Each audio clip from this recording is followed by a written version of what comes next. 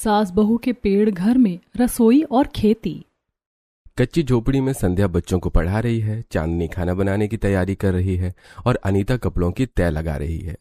हो, ये गर्मी ने दिमाग खराब कर रखा है। अपने घर का पंखा भी मरा मरा सा चलता है, लगता ही नहीं है कि इससे हवा आ रही है, लेकिन बिजली का बिल वो जरूर आएगा।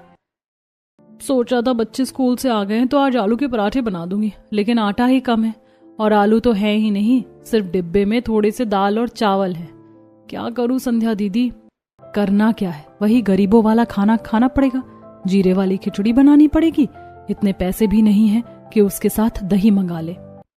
तुम लोग फिर से खिचड़ी बना रहे हो क्या? अरे ये कोई खाने की चीज है?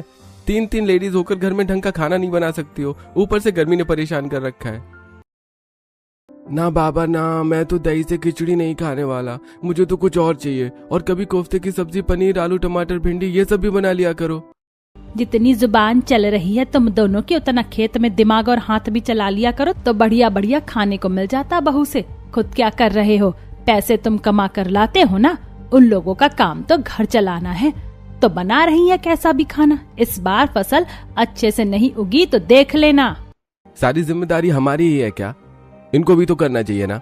और फिर भैया के जाने के बाद कितनी मुश्किल होती है चलाना, ये तो आपको भी पता है। अर्जुन, आज अपनी जुबान पर ये बात लेकर आ गया, दोबारा नहीं। जब तुम दोनों नहीं कमा रहे थे तब उसी लड़के ने ही पूरे घर का खर्चा चलाया है। आज जब वो नहीं है तो तुमने अपनी असलियत दिखा दी। अरे क्या राजू तुम्हारा बेटे जैसा नहीं है क्या? रहने दीजिए माँ जी, मैंने तो आपको पहले ही कहा था, लेकिन कोई बात नहीं, मैं कोई काम ढूंढ लूंगी। आखिर कब तक दोनों देवर जी घर की परेशानियां अकेले ढोएंगे? नहीं दीदी, इनकी बात का बुरा मानने की कोई जरूरत नहीं है, ये तो हैं ही ऐसे, आलसी हो गए हैं। 2 दिन जाते हैं, 4 दिन छुट्टी करते हैं। हाँ बहू, इन मूर्खों की बात सुनने की तुझे कोई जरूरत नहीं है। कमलेश क्या सोचेगा हमारे बारे में कि उसके जाने के बाद हम तेरा और राजू का ख्याल भी नहीं रख पा रहे। तुझे कहीं भी जाने की जरूरत नहीं है। चांदनी बहू जो है बना ले, इनको भी यही खाना पड़ेगा। हाँ बना लो तुम लोग, हम बाहर से आते हैं। बस इन लोगों को आता क्या है, टहलते रहेंगे इधर से उधर।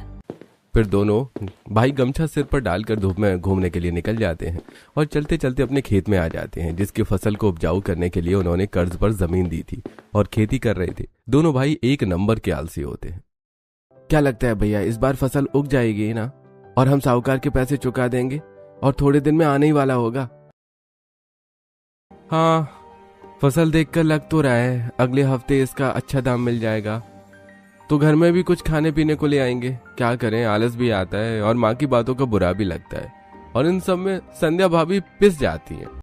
हाँ भाई, उनके लिए तो मुझे भी बुरा लगता है। वैसे जब भैया थे तो घर में किसी चीज की कमी नहीं होने देते थे, उनके बाद से सारी जिम्मेदारी हम पर आ गई है। हाँ सो तो है। वहीं घर पर पड़ोसन वंदना आती है। ओहो, मुझे लगा तुम्हारे घर से कढ़ी चावल की खुशबू आ रही है, लेकिन यहाँ तो खिचड़ी बन रही है। शायद पास वाले घर में मीना बना रही होगी। हाँ, खिचड़ी बन रही है, तू खाएगी वंदना? ना भाई ना, ये सुख खाना मेरे से नहीं खाया जाता है। वैसे भी मैं अपने घर में अभी पनीर की सब्जी खाकर आई हूँ। तेरे घर में 3 बहू हैं, 2 बेटे हैं, फिर भी घर की हालत सुधर नहीं रही, और एक मेरा बेटा पूरे घर का खर्च संभालता है। अगर ऐसी चुभोने वाली बात बोलकर तेरा दिल हल्का हो गया है तो अपने घर चली जा, हम जैसे हैं इसी में खुश हैं।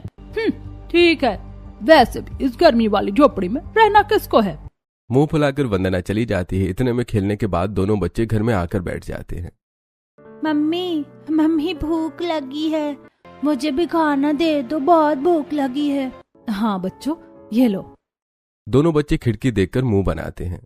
अरे ये कौन खाता है मम्मी? चाची, दादी, या नहीं खाना है? हाँ मम्मी।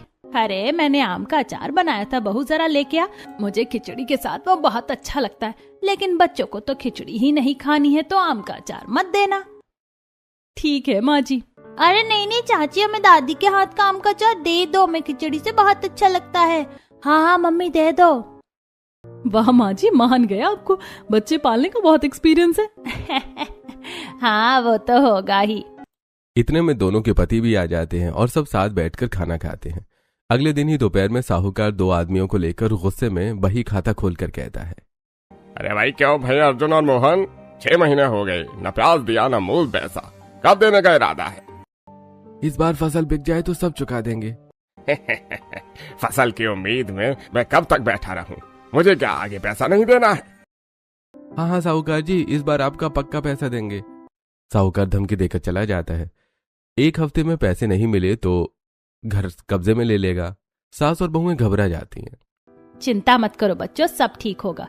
थोड़े दिन बाद फसल काटनी ही है। हाँ माँ, सब अच्छे से हो जाए बस। फसल बिकेगी तो कर्ज उतर जाएगा। 2 दिन बाद ही मौसम खराब होने लगता है और जैसी कटाई का दिन आता है, ओलावृष्टि और बारिश के कारण पूरी फसल बर्बाद हो जाती है, जिससे पूरा परिवार टेंशन में आता है और खराब फसल उठाकर बड़ी बहू रोने लगती है। हे भगवान, पूरी मिट्टी और फसल बर्बाद हो गई। अब हम साहूकार को क्या देंगे? सब बर्बाद हो गया। नारायण, क्यों इतनी परीक्षा ले रहे हो? अब हम क्या करेंगे? इतने सारे पैसे कैसे चुकाएंगे? मुसीबत भी हमारी छाती पर मूंग दलने पर तुली हुई है। मम्मी दादी, आप सब रो क्यों रहे हो? क्या हो गया? हमारी फसल खराब हो गई क्या? ये छोटी छोटी बर्फ के गिरने से? हाँ बेटा। घर वाले परेशान होते हैं। कोई ठीक से खाना नहीं खाता। बच्चे ही सबको खाना खिलाते हैं और 1 हफ्ता पूरा हो जाने पर साहूकार गांव के लोगों को लेकर आ जाता है। जैसा कि मैंने कहा था, तुम लोग आ जाना, लेकिन तुम लोग नहीं आए। अब मुझे अपना सारा कर्ज चुकता करना ही पड़ेगा। साहूकार जी, हमें थोड़ा और टाइम दे दीजिए। मौसम ने सब खराब कर दिया, वरना हम तो आपको फसल के पैसे देने ही वाले थे। देख लिया गांव वालों तुमने, ये लोग पैसे लेकर गिड़गिड़ाना जानते हैं, लेकिन आज मैं किसी की नहीं सुनूंगा। ये देखो, इस कागज पर अर्जुन तुम्हारे अंगूठे का निशान है, जिस पर साफ साफ लिखा है कर्ज न चुकाने पर ये घर मैं हथिया लूंगा। अब तुम लोग अपना बोरिया बिस्तर बांधो और निकल जाओ। मजबूर मत करना कि सामान फेंकना पड़े। अरे साहूकार जी, एक घर ही तो है हम पर। अब हम सबको निकाल देंगे तो हम सब कहाँ जाएंगे? कुछ नहीं तो हमारे छोटे छोटे बच्चों के बारे में सोचिए। ये धोखा है साहूकार जी। आपने तो मुझे नहीं बताया कि बदले में आप मेरा घर गिरवी रखने वाले हो। मुझे पढ़ना नहीं आता, इसका मतलब ये नहीं है कि आप अंगूठा लगवा लो। अब फालतू की बातें मत करो।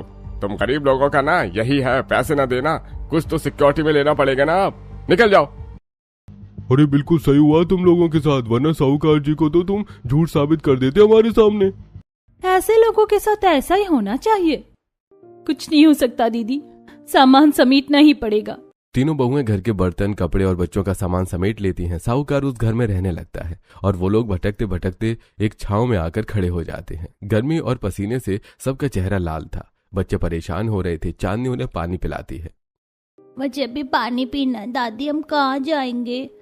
पता नहीं अब कहाँ जाएंगे। जिस घर को बनाने में जिंदगी निकल गई, आज उसे ही छोड़ना पड़ गया। तुम दोनों को जरा सा भी अफसोस है कि नहीं अर्जुन मोहन? कुछ लापरवाही तो तुमने भी की है। हम शर्मिंदा हैं माँ, लेकिन फसल तो हमारी खराब हुई है। मेहनत तो हमारी गई, जिसमें अब हम कुछ भी नहीं कर सकते। ना जाने क्या होगा। चलिए चलते हैं। अंधेरा होने से पहले एक सही जगह ढूंढनी है। पैसे भी नहीं है कि किराए पर कहीं चले जाएं। और इतने लोग एक ही कमरे में रह भी नहीं सकते। सब लोग वापस चलने लगते हैं। जंगल पार करते वक्त उनका पानी खत्म हो जाता है। तभी नदी मिलती है और अनीता वहां से पानी भरती है। तीनों बहू अपने चेहरे पर ठंडा पानी डालती है। अब जाकर थोड़ा सुकून आया, वरना गर्मी ने तो दिमाग के पेच ही ढीले कर दिए। इतनी देर से चल रहे हैं, समझ ही नहीं आ रहा कहाँ रुकेंगे। मैं तो कह रही हूँ जंगल में हमें नदी के आसपास ही रुक जाना चाहिए। कम से कम पानी तो है। हाँ दीदी, लेकिन कोई सटीक जगह भी तो होनी चाहिए। जंगल है, ऐसा ना हो जंगली जानवर आ जाए। बात तो सही बोल रही है छोटी बहू। तभी बच्चे नदी के पास से खेलते खेलते थोड़ा अंदर जाते हैं, जहाँ एक बहुत बड़ा विशाल बरगद का पेड़ था। तने फैली हुई थी। आसपास बैठने की काफी खुली जगह थी। तब संध्या जैसी उनके पीछे जाती है तो हैरान हो जाती है। अरे बच्चों, तुम यहाँ? बाप रे, ये जगह तो बहुत अच्छी है। यहाँ पर ठंडक भी है पेड़ की छांव के नीचे। मम्मी, अनीता, चांदनी, देवर जी, जल्दी यहाँ पर आइए। तभी संध्या की आवाज पर सब आकर, अरे क्या हुआ बहू, क्यों चिल्ला रही है? हाँ जेठानी जी बताइए ना, वैसे इतनी गर्मी हो रही है। तुम लोग अपनी आंखों से खुद ही देख लो, ये कितनी अच्छी जगह है। यहाँ तो हम आराम से रह सकते हैं। इतनी गर्मी भी नहीं है, ठंडक ही ठंडक है। हाँ दीदी, ये तो एकदम बढ़िया है। जब तक कोई रहने की जगह ना मिल जाए तब तक के लिए यही बढ़िया है। मम्मी मम्मी, इस जगह पर हमारे लिए झूला बना दो ना। हाँ चाची, हमने अपने किताब में देखा था, एक लड़की ऐसे पेड़ पर झूले पर झूलती है, हमें भी झूलना है। ओह बच्चों, तुम कितनी जिद करते हो, लग सकती है तुम्हें। हाँ बच्चों, ये ठीक नहीं है। हे पापा, मुझे तो झूलना है। अरे बेटा, हम सब यहाँ पर है ना, इन बच्चों के लिए झूला बना दे, हमारी निगरानी में झूल लेंगे। हाँ भैया बना दीजिए, मैं रस्सी भी लाई हूँ कपड़े सुखाने वाली, वहाँ से निकाल कर। ठीक है, बना देंगे। थोड़ी देर में बच्चों को भूख लगने वाली है, मैं मिट्टी का चूल्हा तैयार कर लेती हूँ, शाम भी होने को है। अजी आप लकड़ी ले आते और थोड़ी घास वगैरह भी। हाँ, सोने का भी इंतजाम करना है। तब तीनों बहू वहां से घास फूस उठाकर बांध लेती हैं और उसी की झाड़ू की तरह इस्तेमाल कर सफाई कर देती हैं। तीसरी बहू मिट्टी का चूल्हा बनाती है और एक बहू मटके में पानी भर लाती है। कुछ देर में खाना तैयार हो जाता है और दोनों पति खाना खाकर लेट जाते हैं। वहीं बहुएं और बच्चे अभी तक खाते हैं। अरे वाह, ये खाना तो बहुत अच्छा है। देखा माँ जी, मामूली से बैंगन आलू की सब्जी के साथ भी बच्चों को चावल पसंद आ गए हैं। सही तो है, हम भी आराम कर लेंगे, लेकिन कमरे की व्यवस्था होती तो सही रहता। मोहन, अर्जुन, ऐसे पसरने से कुछ नहीं होगा। तीनों बहू जब काम कर रही हैं तो तुम्हें भी करना चाहिए ना, लेकिन तुम्हारा आलस जाता ही नहीं है। उसी आलस की वजह से कहीं ना कहीं हम अपने खेत से बिछड़ गए और घर से भी। 2-4 पैसे जोड़ते तो ऐसे वन में भटकना नहीं पड़ता। बस करो माँ, जब देखो हमेशा सुनाती रहती हो। इतनी भी कमी नहीं है, हमें थोड़ी सी लापरवाही हुई है, इसका मतलब ये नहीं अब सुनाती रहोगी। और थोड़ा सा आराम नहीं करेंगे? इतनी देर से थक गए हैं, लकड़ी भी तो लेकर आए हैं। हाँ माँ, कर लेंगे काम। वैसे भी अब तो हमारे पास अपनी खेती का काम भी नहीं है, पता नहीं कैसे घर का खर्चा चलेगा, खाना पीना कोई साधन नहीं है। दोनों भाइयों की बात सुनकर सावित्री चुप हो जाती है और तीनों बहुएं भी आपस में बातें करती हैं। दीदी, मुझे तो चिंता हो रही है, सच में कैसे हमारा खाने पीने का जुगाड़ चलेगा और हमारे पति क्या काम करेंगे? वही तो मुझे भी समझ नहीं आ रहा। वो सब छोड़ो, चींटी आ जाएगी, ये खाना पीना हटा देते हैं। बच्चों ने चावल गिरा दिए हैं, हम भी लेट जाते हैं।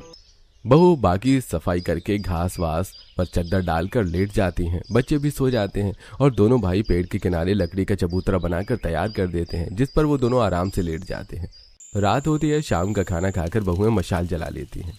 अब सही रहेगा, रात को कोई जंगली जानवर नहीं आ पाएगा।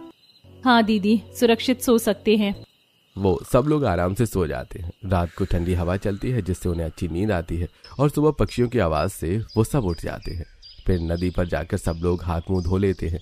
बहू चाय बना देती है और कुछ भुट्टे के दाने होते हैं, उनका चटपटा नाश्ता बना देती है। वाह बहू, तू ये भी लेकर आई थी। हाँ माँ जी, घर में ज्यादा खाने पीने का राशन कहाँ था, जो था वो जल्दी से पोटली में बांध लिया।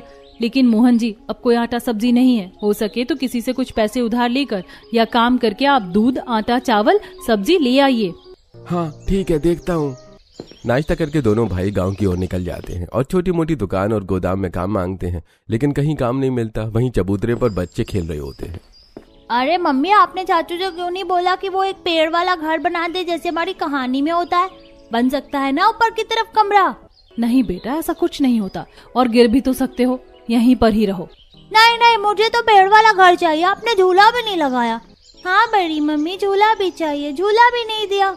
ये बच्चे जिद करने पर आते हैं तो सुनते ही नहीं है किसी की। मैं ही झूला बना देती हूँ। इतना कहकर चांदनी अपनी कोई पुरानी साड़ी लेकर आती है और पेड़ पर बांधकर झूला तैयार कर देती है, जिस पर दोनों भाई बहन बारी बारी से झूलकर मजा लेते हैं। अरे वाह, कितना मजा आ रहा है। अब भैया मेरी बारी। हाँ, तू भी आ जा। इसी तरह दोनों बच्चे झूला झूल कर खुश होते हैं। दोस्तों, क्या आपको लगता है कि दोनों बेटों की बेवकूफी की वजह से उनका घर छिन गया? अपनी राय हमें कमेंट बॉक्स में जरूर दें। 3-4 दिन गुजर जाते हैं, वो लोग आराम से रहते हैं, लेकिन बारिश आने पर उनका मिट्टी का चूल्हा टूट जाता है और आंधी चलने से खाना भी बर्बाद हो जाता है। ओहो, इस आंधी ने तो सब बर्बाद कर दिया। काश हमारे पास कोई ऐसी रसोई होती जहाँ इतना नुकसान नहीं झेलना पड़ता। अगर तिरपाल लगा कर भी कर दें तो कोई फायदा ही नहीं, हवा से सब बर्बाद हो जाना है। अरे बहुत हवा चल रही है, पकड़ो पकड़ो चांदनी, अनीता ये साड़ी उड़ जाएगी। हाँ दीदी, पकड़ रखा है, हमारे पास और भी कपड़े हैं। दरअसल तीनों बहू ने धोकर कपड़े सुखाए होते हैं। आंधी के चक्कर में कपड़ों को पकड़ लेती है। इतने में ही छोटी बहू पीछे होती है। पेड़ के खोखले हिस्से में उसका हाथ फंस जाता है। ये मेरा हाथ कहाँ फंस गया? दीदी, ये पेड़ में इतना बड़ा छेद क्यों है? मौसम थम जाता है। संध्या चांदनी जाकर उसका हाथ निकालती है। शुक्र है दीदी बच गई, लेकिन पेड़ के अंदर इतनी खाली जगह कैसे है? संध्या अपना हाथ उस पेड़ के अंदर डालने की कोशिश करती है तो और चूरा सा गिर जाता है। फिर लालटेन जलाकर अंदर झांकती है। अरे बहू, तू पागल हो गई है क्या? क्या पगलेटी कर रही है? अरे वाह, जो मैं सोच रही थी वही हुआ। संध्या के एकदम चिल्लाने से सास बहू तीनों डर जाती हैं। अरे दीदी, आराम से आराम से, आप तो हार्ट अटैक लाकर मानोगी। क्या हो गया, इतनी खुश क्यों हो? पेड़ के अंदर भूत दिख गया क्या?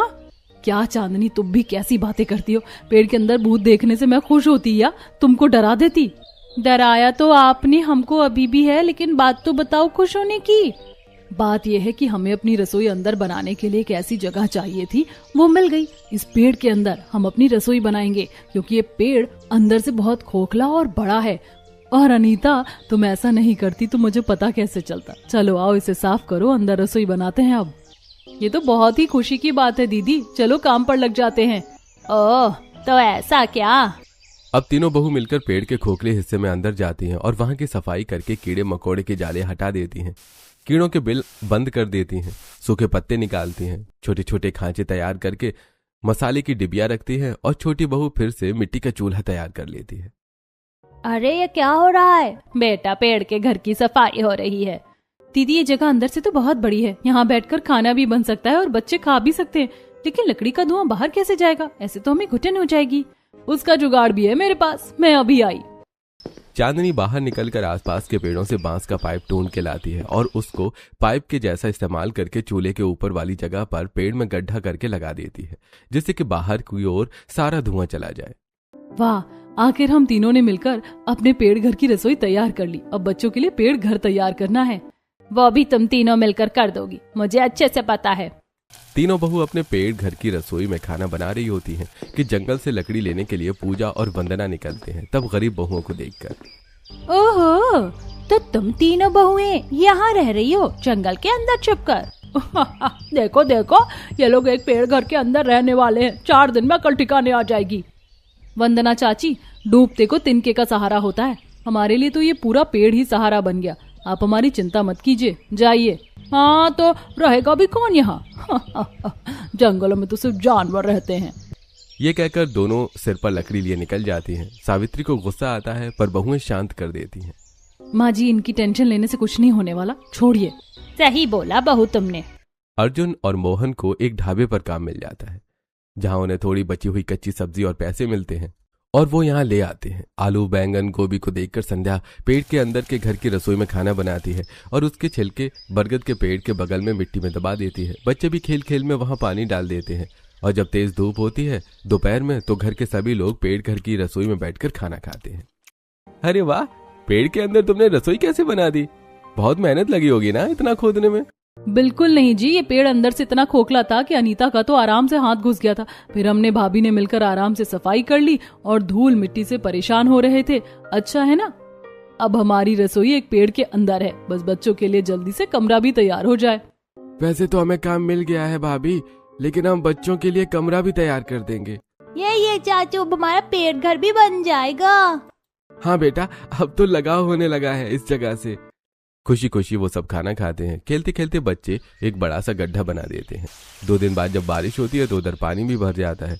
फिर दोनों बच्चे मछली खाने की जिद करते हैं, तो अर्जुन और मोहन के साथ मछली पकड़ कर लाते हैं और 2 मछली बनाने के बाद 2 मछली इस पानी वाले गड्ढे में डाल देते हैं जो बच्चों ने बनाया था। 4 दिन बाद वो मछलियां बड़ी भी हो जाती हैं और पैदा हो जाती हैं। ये देखकर उन्हें आश्चर्य होता है।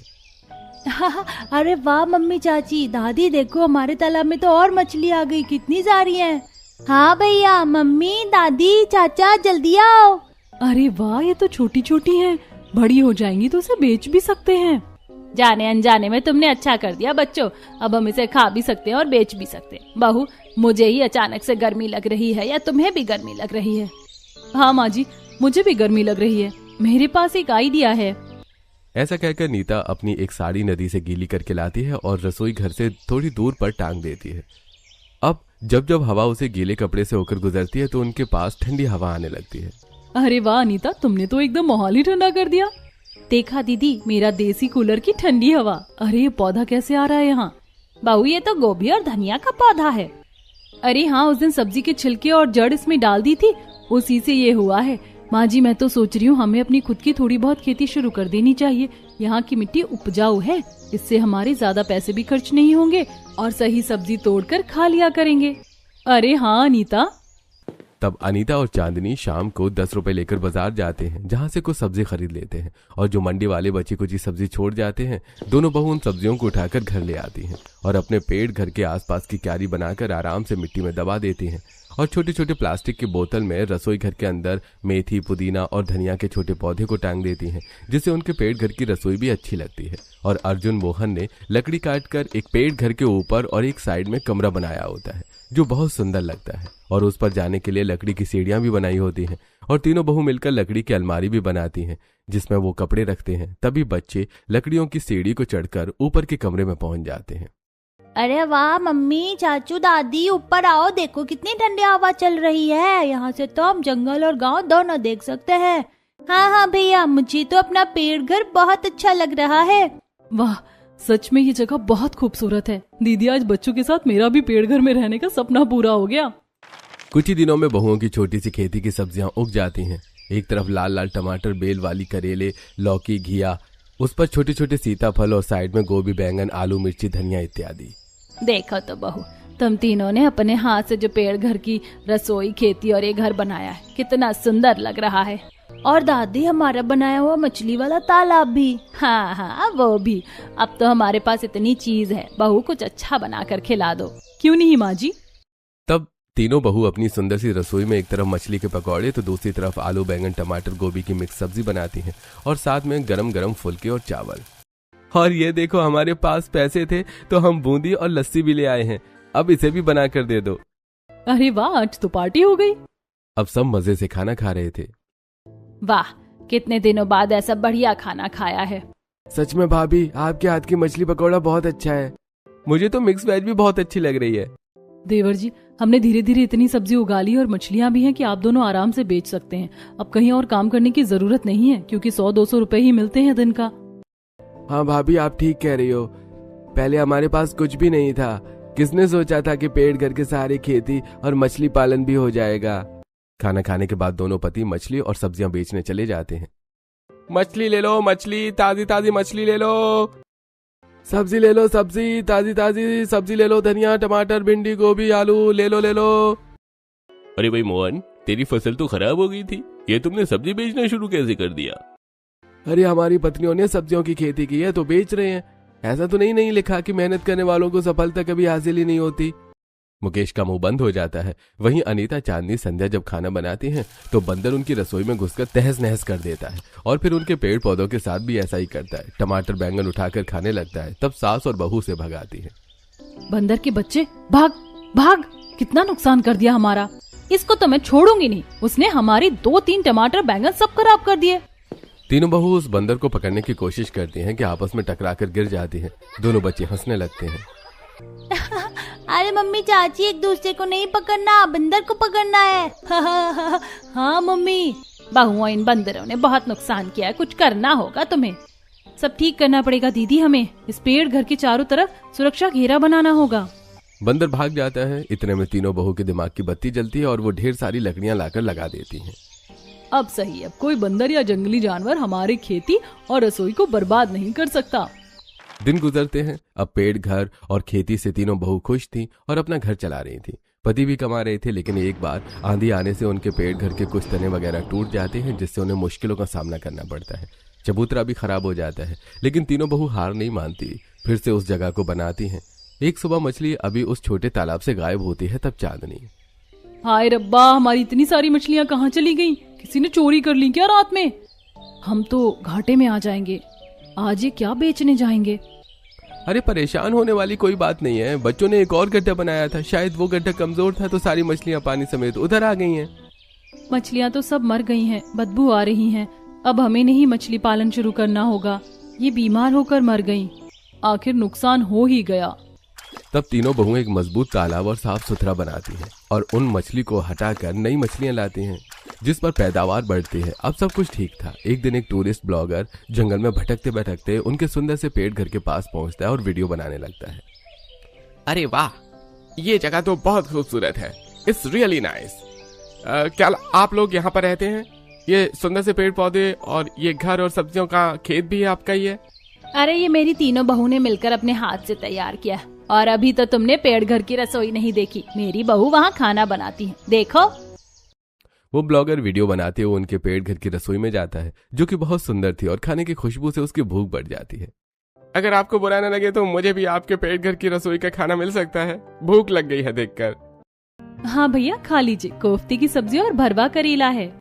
तब वो ब्लॉगर वीडियो बनाते हुए ही खाता है। मैंने होटल देखे हैं, ढाबे देखे हैं, लेकिन पेट के अंदर ऐसी रसोई पहली बार देख रहा हूँ। और आपका बनाया मिट्टी के चूल्हे का खाना तो और भी ज्यादा स्वादिष्ट है। शुक्रिया भैया। आपको कोई परेशानी तो नहीं है ना अगर मैं ये वीडियो अपलोड कर दूं? क्या है ना, पूछना जरूरी है। हमें कोई दिक्कत नहीं है भैया।